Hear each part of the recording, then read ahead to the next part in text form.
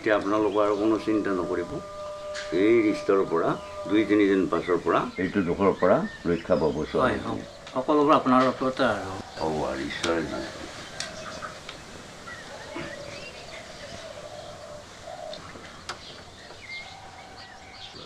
মই এতিয়া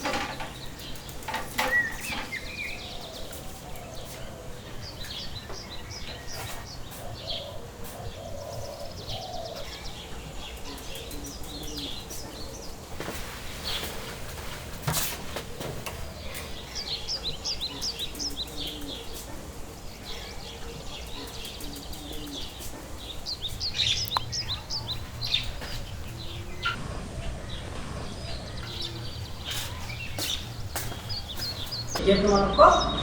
মানসিক স্বাস্থ্যৰ বিষয়ে কম আমি পটককৈ মানসিক স্বাস্থ্য বুলি ক'লে অকণমান বুজাত অসুবিধা হয় কিন্তু শাৰীৰিক স্বাস্থ্য বুলি ক'লে আমি পটককৈ বুজি পাওঁ শাৰীৰিক স্বাস্থ্য মানে কি যেতিয়া এজন মানুহে দৈনন্দিন জীৱনত তেওঁ কৰোঁলীয়া যিবিলাক কাম সুশৃংখলিতভাৱে শৃংখলাবদ্ধভাৱে কামবিলাক ধুনীয়াকৈ কৰিব পাৰে তেতিয়া আমি গম পাওঁ যে মানুহজন শাৰীৰিকভাৱে সুস্থ যেনেকৈ আমাৰ শৰীৰৰ বিভিন্ন বেমাৰ হয় নে নহয় জ্বৰ চৰ্দি কাহ এইবিলাক বিভিন্ন বেমাৰ হয় ঠিক তেনেকৈ কেতিয়াবা কি হয় আমাৰ মনটোৰ বেমাৰ হয় মনটো ভাগৰুৱা হয় মনটো দুৰ্বল হয় হয়নে যদি দেখা পাওঁ সেই মানুহজনে ভালকৈ টোপনি অহা নাই মানুহজনে ভালকৈ কথা বতৰা কোৱা নাই ভালকৈ খোৱা বোৱা কৰা নাই কাৰো লগত কথা পতা নাই অকলে অকলে থাকে অকলে অকলে হাঁহি থাকে কাণত কোনোবাই কিবা কোৱা বুলি কোনোবাই অনুভৱ কৰি থাকে অকলে হাঁহি থাকে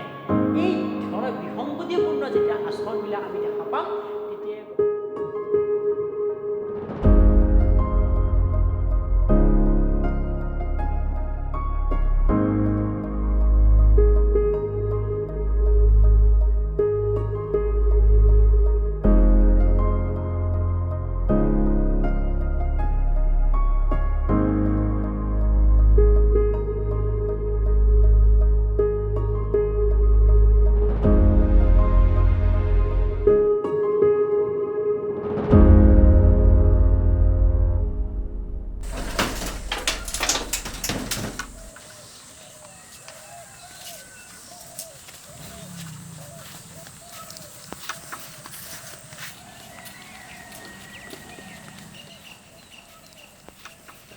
হয় কওকচোন আপোনালোক কিয় আহিলে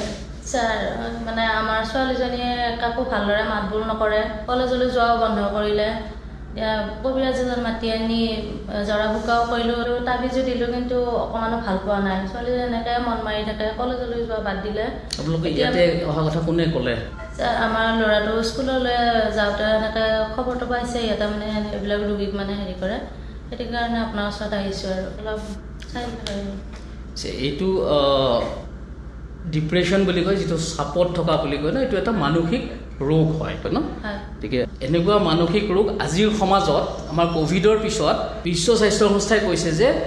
25% মানুহৰ এই বেমাৰটো আছে মানে শতকৰা 25জন মানুহৰ এই বেমাৰটো আছে কিন্তু মানুহ আমাৰ ওচৰত বা ডক্টৰৰ ওচৰত নাহে এতিয়া এইটোৰ ট্ৰিটমেণ্টটো দুটা ভাগত হয় এটা হয় কাউন্সিলিং যিটো মই কৰোঁ ঠিক আছে আৰু এটা হয় সাইকিয়াট্ৰিষ্ট ডক্টৰে ঔষধ দিয়ে তাৰ আগতে আমি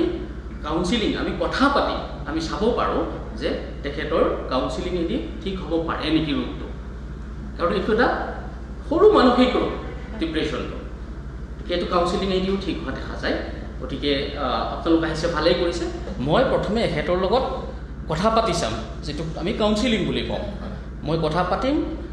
কথা পাতি 2-3 দিন মানে 2-3টা সেশন কৰিম তাৰ পিছত মোৰ এটা অনুমান হ'ব যে